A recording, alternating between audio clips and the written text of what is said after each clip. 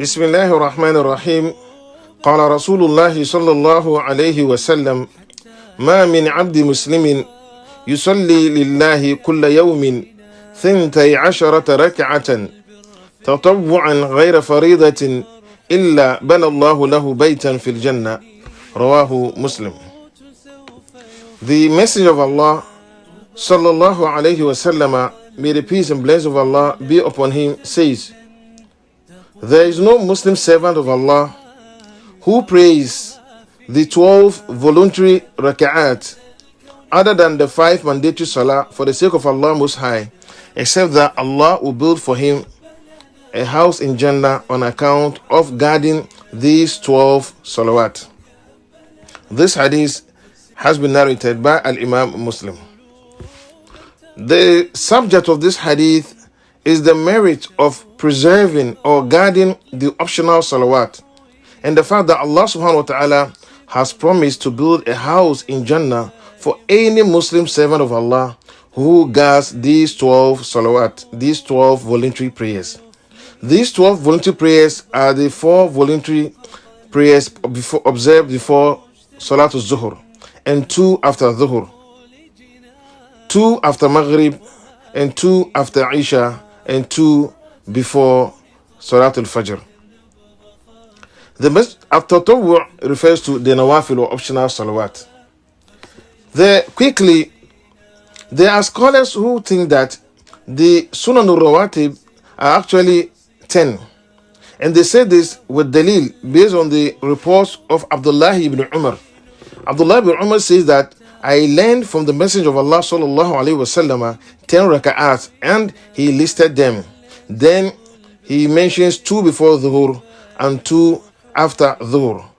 However, 2 ahadith seem to counter the hadith of Abdullah ibn Umar. One is this very hadith, which is the narration of Habiba Ramla bint Abi Sufyan. And the other hadith is from our mother again, Aisha as-Siddiqa bint Abu Bakr as-Siddiq. In the report of Aisha as-Siddiqa and this very report of Ramla, the Messenger of Allah sallallahu alaihi wasallam says they are 12, and the wives of Rasul actually agree in their report on this.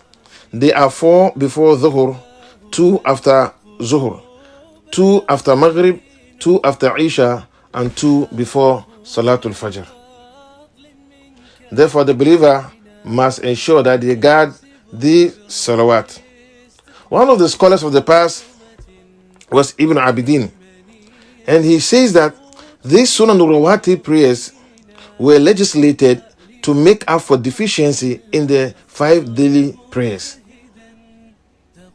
So the Sunnah prayers before the obligatory prayers are to cut the devil from his greed in destroying or distracting the believer from concentrating on Allah subhanahu wa ta'ala in the obligatory ones. This is why Ibn Abidin mentions a reference, a quotation traced to Imam Shafi'i and another to Ibn Hajar al-Haytami, that the Sunan al-Rawatib make up for deficiency by standing focus in your salah, or the focuses that one loses in their salah. There's also a qawl from Shaykh al-Islam ibn Taymiyyah and other scholars that seek, that Shawkani for example, that seek to suggest that it is virtually an ijma, virtually a consensus among the scholars that the believer, Allah legislated these sunan to make up for mistakes and lack of focus or distractions in our 5 daily salah. We ask Allah to grant us the focus. We ask Allah to grant us the steadfastness. We ask Allah to guard, make us among those who guard voluntary and mandatory salah. This hadith and this wedding was from Imam Muslim on the authority of Habiba, and she is Ramlah bint Abi Sufyan. She is the elder sister of Muawiyah bin Abi Sufyan, the wife of Rasulullah and the daughter of Abu Sufyan bin Harb.